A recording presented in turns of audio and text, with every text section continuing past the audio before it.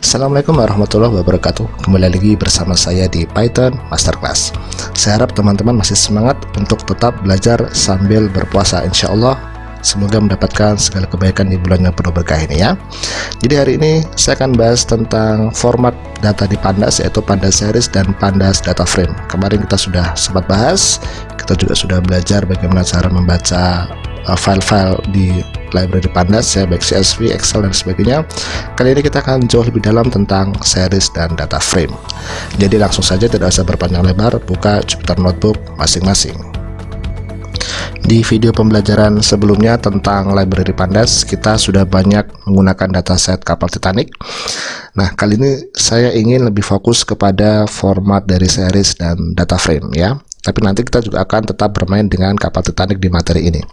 Oke, jadi kembali ke materi. Apa bedanya NumPy array dengan Pandas series ya? Jadi sama-sama satu dimensi gitu ya, satu kolom ya, atau satu baris saja ya. Intinya mereka tuh mirip. Tapi apa bedanya? Mari langsung kita tunjukkan di sini ya. Jadi kalau misalnya saya mau membuat sebuah label, sebut saja label adalah list dari 1, 2, 3 ya. Kemudian angka, sebut saja angka adalah 10, 20, 30. Oke. Kemudian kalau mau saya buat array, jadi misalnya np angka adalah NumPy array dari angka. Oke. Kita tahu hasilnya adalah ya 10, 20, 30 tapi dalam bentuknya array ya. Kemudian kalau saya membuat dictionary, jadi ini saya tunjukkan dulu ya tipe-tipenya ya. Nanti ada tujuannya kenapa saya lakukan seperti ini. Jadi dictionary sebut saja D adalah dictionary, masih ingat ya, gunakan kurung kurawal. Kemudian 1, 10, 2, 20, 20, 3, 30 ya.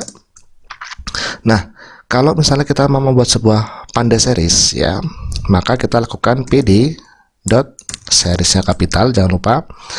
Ini ceritanya kita membuat dari awal ya. Kalau di materi-materi sebelumnya kita cukup slicing dari tabel data frame yang kita import dari kapal Titanic. Nah, kali ini kita ceritanya mau start from scratch ya. Jadi betul-betul membuat dari nol. Jadi pada series cukup masukkan, kita lihat saja di sini ada apa yang dibutuhkan. Masukkan datanya apa ya. Jadi datanya ini kalau bisa dalam bentuk list atau bisa juga dalam bentuk data frame. Jadi sebutkan saja data adalah angka, maka nanti bedanya adalah di Pandas series ada angka ya, ini angkanya, dan ada indeksnya. Oke. Kalau di NumPy array ini ya, itu hanya 10, 20, 30. 10 ini ya kita tahu 10 ini indeks ke 0 ya. Cuman kalau di Pandas series itu betul-betul secara eksplisit dituliskan indeksnya ya. Jadi itu perbedaan pertama. Perbedaan kedua adalah kalau di NumPy ini indeksnya sudah jelas ya. Indeksnya berupa angka dari 0, 1, 2. Tapi di Pandas series selain indeksnya angka secara default, kita juga bisa menentukan indeksnya sesuai keinginan kita ya.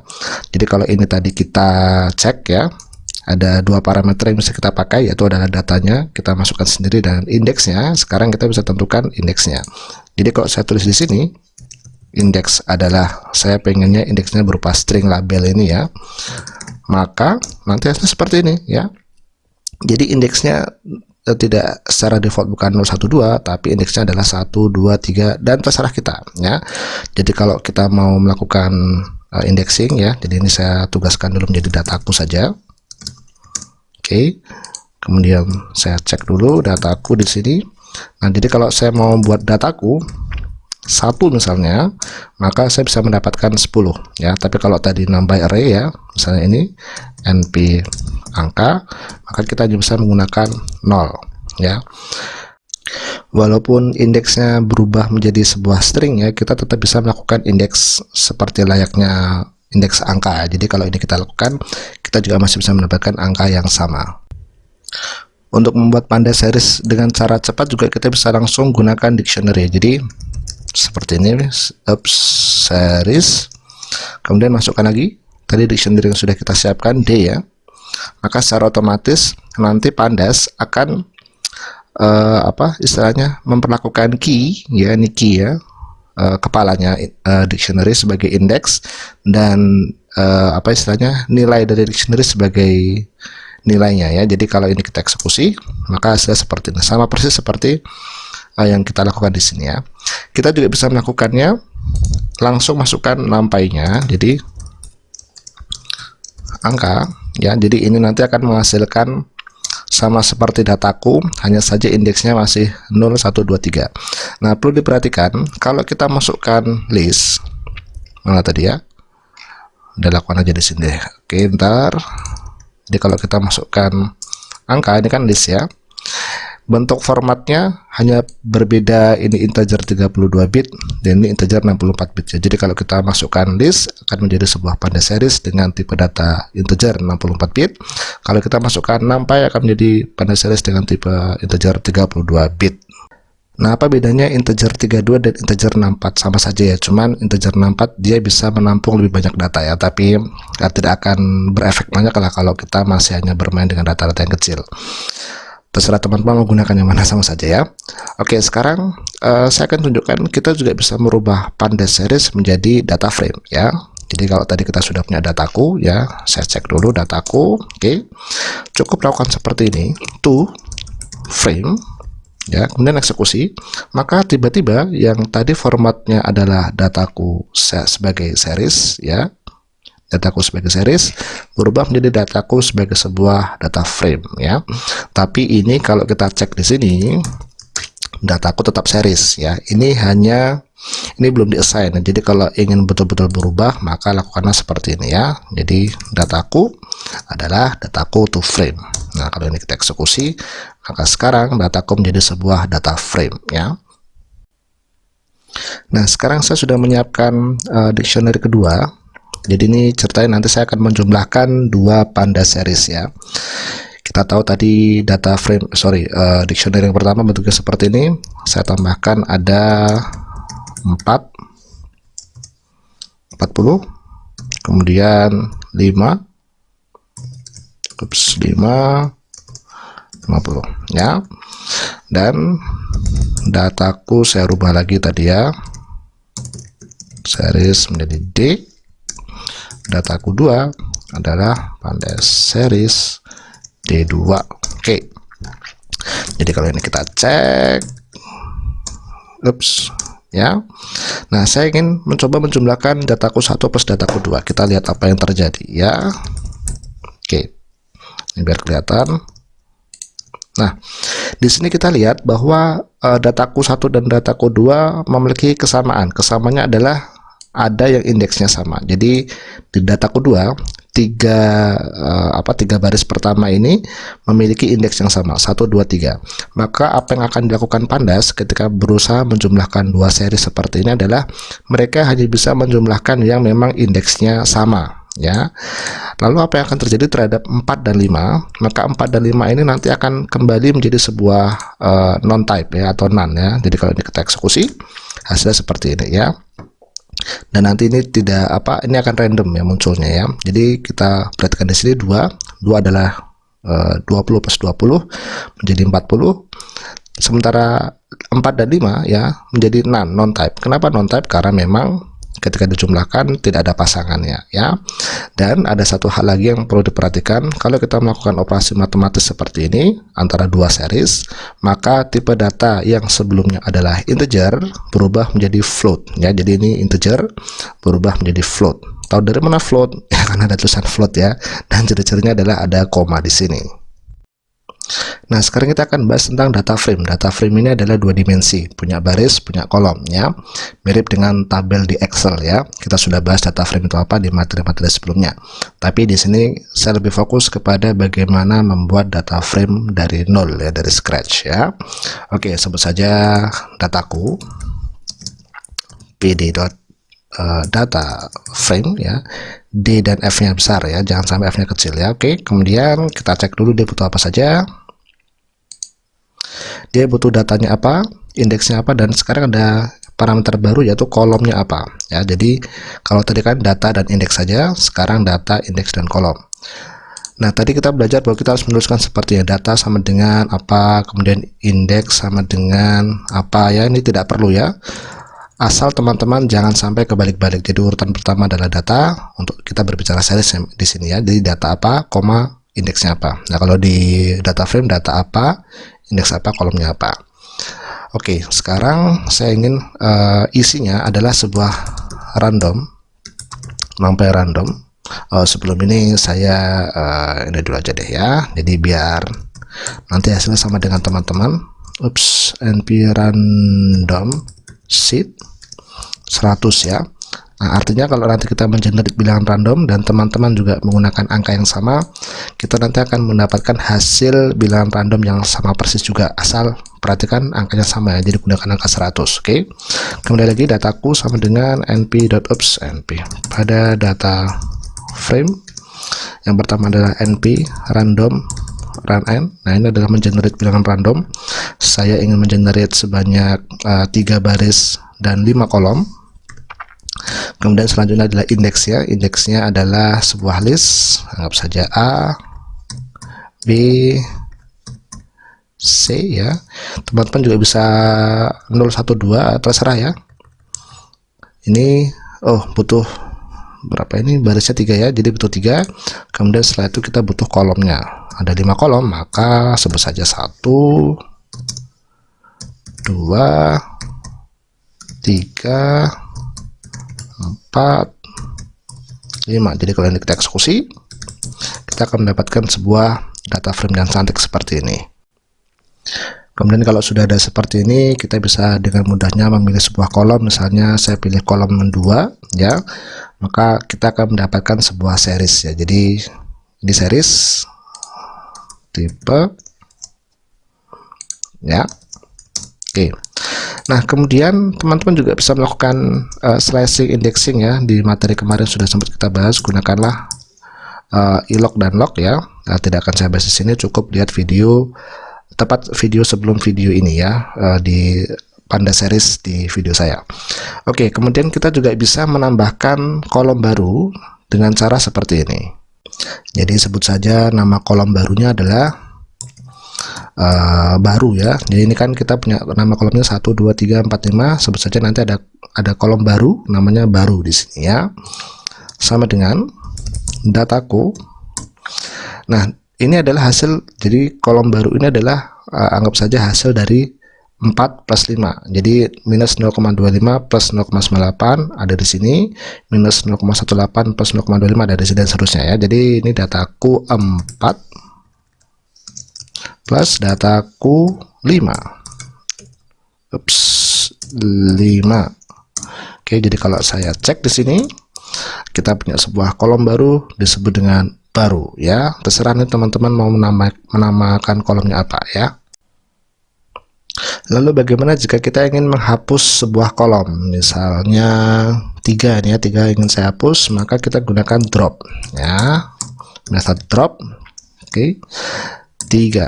Nah, akan tetapi kalau ini kita eksekusi, maka nanti akan error ya. Kenapa error? Karena ini dia, not found in axis. Oke, apa yang dimaksud dengan axis di sini? Kita cek saja. Jadi Ctrl Shift Tab. Di sini kita lihat. Jadi secara default axisnya adalah 0. Axis 0 ini yang dimaksud dengan axis 0. 0 ini adalah untuk mana ini ya? Ini untuk indeks. Jadi kalau kita setting 0, yang dihapus indeks. Tapi yang tadi kita inginkan kan yang dihapus kolom. Maka aksisnya harus diganti menjadi 1. Oke, jadi di sini aksis sama dengan 1. Kalau kita eksekusi, maka dataku kolom dengan nama 3 hilang. Tapi ini kalau kita cek lagi, dataku kolom 3 masih ada ya. Jadi kalau mau betul-betul menghilangkan dataku kolom dengan nama 3, maka saya delete dulu. Pastikan dataku adalah dataku drop 3. Jadi kalau ini kita cek, maka kolom 3 betul-betul hilang ya. Cara lain untuk bisa menghapus sebuah kolom ya tanpa melakukan reassignment seperti ini. Reassignment itu artinya dataku adalah dataku ya. Jadi kita mendefinisikan ulang dataku adalah dengan cara seperti ini. Jadi ini saya copy. Misalnya sekarang kita ingin menghapus kolom baru ini ya, jadi baru saya hapus. Oke. Kemudian tambahkan argumen lain yaitu in place sama dengan true ya. Jadi kalau ada in place sama dengan true, maka ketika kita lakukan method drop seperti ini, otomatis nanti kolom dengan nama baru akan hilang ya. Jadi kalau saya cek ya, barunya hilang ya. Kemudian sekarang kita misalnya ingin menghapus baris ya, sama ya, sama. Kita gunakan in place ya, biar langsung ada efeknya ya. Kali ini aksisnya kita ganti menjadi 0, dan sekarang kita tentukan mau baris keberapa yang mau hilang. Sebut saja baris B. Jadi ini nanti ini semua hilang ya. Oke, maka ini kita eksekusi. Kalau kita cek, dataku B-nya hilang. Kita juga bisa mengetahui dimensi dari data frame kita dengan cara shape. Maka nanti kelihatan terdiri dari 2 baris dan 4 kolom. Nah, perlu diperhatikan di sini, ini ada hubungannya dengan aksis di sini ya. Tadi kita tahu aksis 0 artinya adalah baris, aksis 1 artinya adalah kolom. Nah, ini merujuk kepada dimensi ini ya. Jadi kalau ini kita indekskan 0, 1 gitu ya. Jadi ini maksud dengan 0 itu merujuk ke sini ya. Jadi pada baris ada 2 baris, aksis 1 kolom ada 4 kolom ya. Kemudian kita juga bisa melakukan proses komparasi ya, maksudnya seperti ini. Jadi saya ingin melihat dari semua data yang ada di sini mana yang kurang dari 0 ya. Jadi ini kurang dari 0, saya eksekusi, maka langsung mendapatkan boolean yang kurang dari 0 adalah ini ya, ini, dan ini ada 3 ya. Tapi ini sekali lagi ini tidak merubah isi dari dataku ya. Kalau misalnya ingin merubah isi dataku, maka sebut saja kita ingin mendefinisikan dataku bol gitu aja lah ya, sama dengan dataku kurang dari 0. Maka kalau kita cek dataku bol, kita mendapatkan sebuah tabel baru, sebuah data frame baru ya, true, false, dan seterusnya. Nah, kita juga bisa melakukan seperti ini. Jadi ini saya perlihatkan dulu dataku. Jadi kita bisa melakukan slicing dengan cara dataku bol ya. Jadi otomatis kita akan menghasilkan seperti ini ya. Segala isi yang kurang dari 0 nilainya. Jadi semua isi dataku yang kurang dari 0 akan ditunjukkan nilainya. Tapi kalau yang tidak dari 0 ya, atau lebih besar dari 0, akan dihasilkan none ya, atau non type seperti ini. Atau selain melakukan seperti ini, kita juga bisa begini ya. Dataku itu kurang ya, jadi sama dengan ini ya. Ini hasilnya sama saja. Nah, sekarang saya ingin mengembalikan dataku ke kondisi awal lah. Jadi ini aja ya, ini biar ada banyak ya. Oke. Kita juga bisa melakukan seperti ini. Jadi dataku misalnya 3 ya, yang lebih besar dari 0. Jadi kalau ini kita eksekusi, kita mendapatkan hanya 3 yang bersifat true ya. Atau kita juga bisa melakukan seperti ini. Jadi hasil adalah dataku ya, misalnya sekarang 5. Nah, kalau kita cek hasil, dia hanya akan memasukkan istilahnya baris, jadi ini ya, 5 lebih besar dari 0, hanya ada untuk B dan C, maka hasil hanya akan memiliki baris B dan C. Kenapa? Karena di baris ke A ininya bernilai false ya. Jadi sebenarnya yang terjadi adalah dia ini akan menunjukkan nilai false, true, maka otomatis yang masuk ke dalam hasil adalah yang true ya. Jadi bisa dipahami. Baik, sekarang kita kembali ke data kapal Titanic ya. Jadi ini langsung saja kita eksekusi. Dataku sama dengan panda read CSV kapal Titanic. Oke. Nah, sekarang saya ingin ya, kita kembali lagi ke series ya. Kita mulai dari age ya. Jadi langsung saja age sama dengan dataku age. maka age adalah series. Nah, kita akan mencoba menggunakan beberapa method di sini. Jadi pertama adalah describe. Kita sebut bahas describe ya, untuk menghasilkan apa istilahnya, statistik deskriptif ya, count, min, dan semuanya. Kita juga bisa menggunakan age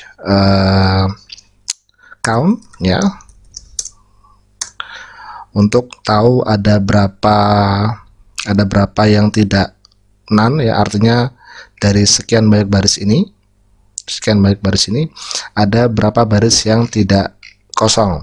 Nah, kita tahu di sini bahwa kita hanya memiliki 714 data yang ada. Sisanya dari 891, sisanya adalah kosong. Dalam kondisi real di lapangan, kalau ini kita berbicara data science ya, maka pastinya data itu berantakan, pastinya data itu bolong-bolong ya.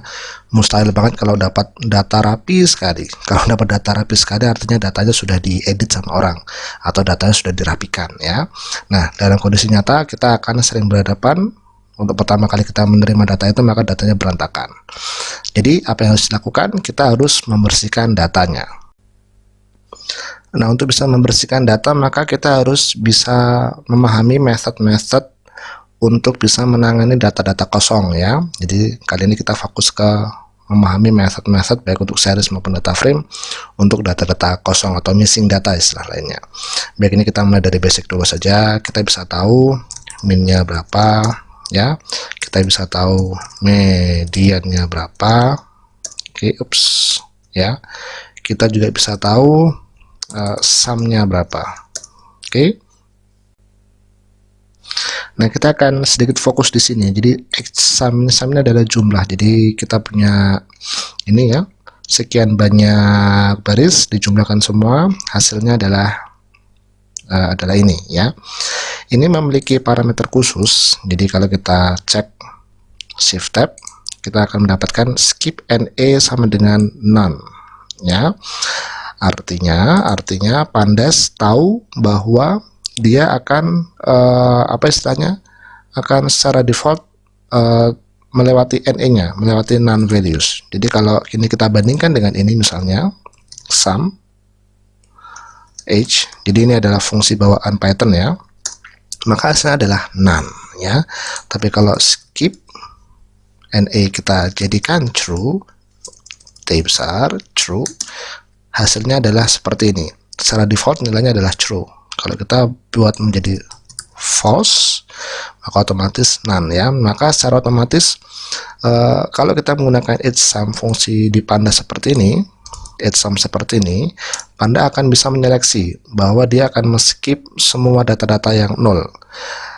Itu artinya adalah nilai plus ya, karena secara otomatis Pandas akan menyingkirkan data-data yang kosong. Begitu pula dengan min dan median ya. Jadi kalau ini kita cek maka secara otomatis ini kan ada skip NA dan parameter ini, dan secara otomatis skip NA-nya defaultnya true. Begitu pula dengan median. Kita juga bisa menghitung standar deviasi STD ya. Kita lihat apakah dia juga melewati skip NA default true. Ya, dia juga defaultnya true. Jadi Pandas secara otomatis dia sebenarnya men-skip data-data kosong ya. Jadi itulah kelebihan kalau kita menggunakan Pandas daripada fungsi bawaan Python seperti sum ini contohnya. Nah, bagi teman-teman yang misalnya ingin langsung mendapatkan sebuah series ya, series age tanpa missing values, maka kita bisa gunakan method drop NA. Jadi sebut saja age bersih adalah age drop NA ya. Jadi gunakan method drop NA, maka nanti kalau kita cek age bersih, dia adalah series dengan hanya 714 baris. Sekali lagi indeksnya tetap sama ya, indeksnya tetap sama, tapi dia hanya ada 714. Kalau kita bandingkan dengan age ya, maka dia masih banyak 891. Oke. Nah, ini bisa diperhatikan di sini. Di age itu indeks ke 888 nilainya adalah none atau missing value, sementara di sini 88 nggak ada ya. Jadi kalau kita cek age 888 itu masih bisa diindeks, tapi kalau 888 untuk age bersih itu nanti akan error ya. Tapi kalau age bersih 890 itu masih bisa. Nah, drop NA ini kalau kita lakukan untuk series, maka dia akan menghilangkan barisnya. Jadi secara default dia akan menghilangkan barisnya. Bagaimana jika kita gunakan drop NA untuk ini ya, satu data frame begitu ya. Mari kita coba saja. Jadi saya definisikan dulu, dataku 2 sama dengan dataku drop NA. Maka kalau ini dicek ya, ada parameter seperti biasa, indeks lagi, aksis ya. Aksis, dimana aksis 0 adalah baris dan 1 adalah kolom ya. Indeks itu baris ya. Jadi kalau ini secara default kita istilahnya kita kosongkan, maka secara default yang dihilangkan adalah baris yang ada NA-nya. Jadi kalau dilihat di sini, biar kelihatan ya, saya bandingkan. Di sini kita baris ke-0 ada NA-nya, di sini baris ke-0 hilang, kemudian baris kedua ada NA-nya, baris kedua hilang. Jadi kalau kita gunakan drop NA untuk data frame, maka di baris manapun selama dia ada NA, maka baris itu hilang. Intinya gitu ya. Jadi ada NA hilang, kemudian di sini juga ada NA, maka baris 888 juga hilang ya. Oke. Kemudian bagaimana jika kita gunakan untuk aksis sama dengan 1, maka nanti yang hilang bukan barisnya, tapi yang hilang adalah kolomnya. Artinya, kalau kolomnya ada satu data saja, di dalam baris kolom tersebut ada satu data saja yang NA, maka kolom itu hilang. Jadi kalau kita praktekkan, kita eksekusi, maka ternyata dari data-data ini yang ada datanya full semua, nggak ada NA-nya, adalah survive, PC class, sex, siblings, parent and children, dan fair ya. Selain itu ada NA-nya, maka dia menjadi hilang. Kemudian ada parameter lagi yang disebut dengan trash ya. Jadi kalau ini kita cek, ini ya, ada threshold ya kepanjangannya. Kita lihat secara default dia optional ya. Jadi secara default dia kosong ya. Kemudian kalau kita isikan trash gini, bentar ya. Oke ya, betul penulisannya. Kalau ini kita isikan 1, artinya ini aksisnya saya ganti 0 dulu ya. Jadi kita menghilangkan baris atau dihilangkan saja sama ya. Aksis 0 atau dihilangkan sama ya. Oke. Kalau ini saya tulis 1, artinya dalam satu baris ini hanya akan hilang jika minimal ada satu nilai yang tidak NA. Oke. Kalau 2, ini saya giniin aja biar kelihatan. Oke ya. Jadi kalau ini 2, artinya minimal ada 2 nilai di dalam satu baris itu yang bukan NA, maka baris itu dipertahankan. Oke. Kalau 3, minimal ada 3 data dalam satu baris itu yang non NA, maka baris itu dipertahankan. Oke. Kita coba hilangkan, ini ada berapa? 1, 2, 3, 4, 5, 6, 7, 8 ya. Jadi ini kalau ada 8, oke, terus ini kita eksekusi, maka ini masih dipertahankan. Kenapa masih dipertahankan? Karena memang masih ada 8. Oke. Tapi kalau misalnya 9, oke, artinya untuk bisa dipertahankan agar baris itu tidak dihilangkan, maka minimal harus ada 9 nilai non NA. Artinya semuanya harus ada ya. Jadi kalau ini saya eksekusi, maka nanti baris ke indeks ke-0, indeks ke-2, indeks ke-4 hilang ya. Kita cek dulu ya, seperti ini. Kenapa hilang? Sekali lagi karena di dalam baris itu dia mengharapkan minimal ada 9, tapi ternyata tidak ada 9 atau di bawah dari 9, misalnya hanya 8 baris saja, artinya 1 NA, 7 data saja artinya 2 NA, dan seterusnya, maka baris itu akan dihilangkan ya. Jadi kalau ini kita setting 7 misalnya, maka dia hanya akan mempertahankan, ini dipertahankan semuanya. Jadi semuanya dipertahankan karena memang mungkin yang kosong hanya satu data saya dalam satu baris ya. Jadi itu adalah drop NA. Kita ringkas sedikit, aksis 0 untuk baris, aksis 1 untuk kolom, dan trash digunakan untuk memastikan minimal ada sekian data dalam satu baris itu yang non NA, maka baru data itu dipertahankan. Kalau kurang dari itu maka baru dihilangkan ya. Nah, sekarang kita akan masuk ke metode yang paling penting ya. Jadi ini paling penting saya tekankan sekali lagi bahwa kalau kita menemukan data NA non seperti ini, jangan pernah mencopotnya atau jangan pernah menghilangkan barisnya ya, karena ada informasi yang sangat penting di baris ini. Misalnya kita tahu informasi fisik kelasnya, sex, age, dan sebagainya. Kalau ini kita hilangkan hanya karena ada satu baris deck yang bernilai nan, maka kita kehilangan banyak. Ini kalau satu, kalau kita hilangkan sekian banyak ini ya kita sudah kehilangan banyak sekali informasi ya. Dalam langkah pre-processing atau sebelum kita betul-betul melakukan analisis data science atau data tabel ini nanti kita gunakan untuk machine learning, untuk membuat aplikasi AI dan sebagainya, maka biasanya data-data kosong ini langkah paling amannya adalah diisi dengan data rata-rata. Sekali lagi diisi dengan data rata-rata. Itu juga yang dilakukan di library sklearn ya, di Simple Imputer kalau nggak salah ya. Jadi sebuah library machine learning yang kalau dia menemukan sebuah atau beberapa baris kosong seperti ini nan ya, maka nanti diisi dengan nilai rata-rata kolom tersebut ya. Oke, jadi yang akan kita lakukan adalah saya lakukan ini dulu aja. Jadi sekarang saya punya dataku 2. Oke, dataku 2 ini sama persis seperti dataku 1. Cuma nanti yang ingin kita olah adalah di dataku 2 biar dataku 1 tidak diotak-atik gitu istilahnya ya.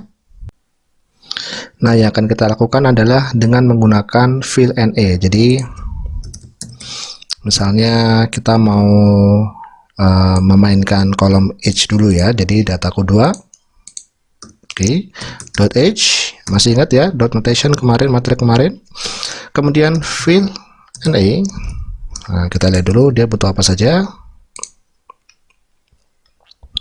Nah, di sini dia hanya butuh kita masukkan value-nya, methodnya dan lain sebagainya ya. Jadi value biasanya tadi saya sudah sebutkan, kita cukup isikan dengan apa istilahnya, min ya. Jadi dataku 2.age.min. Oke, jadi kalau ini kita eksekusi, maka kita akan mendapatkan dataku 2 semuanya sudah terisi. Sebagai contoh misalnya di sini kita tahu ya, di indeks ke 888 dia punya nilai nan. Sekarang indeks ke 888 dia ada nilainya yaitu 29, sekian. Ini adalah nilai rata-ratanya. Oke, kalau kita cek dataku 2, maka di sini dataku 2 masih none ya. Oleh karena itu pastikan bahwa dataku 2.age diisi dengan ini tadi ya. Oke. Jadi kalau kita cek dataku 2 sudah terisi dengan nilai rata-rata ya. Jadi silakan teman-teman mengeksplorasi sendiri bahwa di sini ada sebuah method disebut dengan fill NA. Kita bisa masukkan min-nya, tapi sekali lagi gunakanlah min hanya jika memang dia adalah data numerik ya. Sekali lagi hanya jika dia data numerik. Kalau non numerik ya perlakuannya berbeda ya. Baik, sampai sini saya harap teman-teman sudah mendapatkan materi yang banyak sekali ya, ini materi yang cukup panjang. Oh ya, satu lagi jangan lupa, jadi saya akan menunjukkan terkadang, ini kan tadi kita mulai seperti ini ya. Nah, ini kan bentuknya panda series ya. Jadi kalau kita type ini panda series. Nah, kalau dalam konteks machine learning terkadang sebuah algoritma machine learning di library sklearn ya, sklearn itu nanti kita kalau berbicara machine learning kita akan sering bermain dengan library tersebut. Maka dia yang dibutuhkan value-nya bukan panda series tapi dia butuh tipe array. Oke, sekali lagi dia butuh tipe array. Lalu bagaimana caranya merubah series ini menjadi array? Sangat mudah sekali. Caranya cukup tambahkan dot values di sini. Jadi lakukanlah method values. Oke, sorry. Ya. Tanpa tanda ini apa istilahnya? Atribut ya. Jadi tidak perlu ada tanda kurung bukannya. Jadi otomatis menjadi seperti ini. Jadi nilai dari dataku 2 tadi menjadi sebuah apa? Kan panda series ya. Kalau saya tambahkan values, dia menjadi sebuah numpy array. Oke. Baik, jadi demikian materi kali ini ya, materi yang cukup panjang, tapi saya yakin ini akan menjadikan fondasi yang sangat kuat bagi teman-teman dalam menggunakan library Pandas, karena library ini adalah core dari sekian banyak proses-proses lanjutan, baik untuk nanti aplikasi AI maupun untuk data science. Kita sudah belajar tadi cara membersihkan data, ya, data cleaning, bagaimana mensiasati data-data kosong, ya, baik untuk Pandas series maupun untuk data frame, ya. Dan tentunya teman-teman tadi juga sudah belajar bagaimana membuat data series, Pandas series, dan data frame dari scratch, dari nol. Itu adalah skill yang sangat-sangat penting sekali. Sampai jumpa lagi di episode selanjutnya. Tetap semangat ya, walaupun berpuasa saya yakin dengan belajar insya Allah tambah barokah insya Allah ya. Sampai jumpa lagi. Assalamualaikum warahmatullahi wabarakatuh.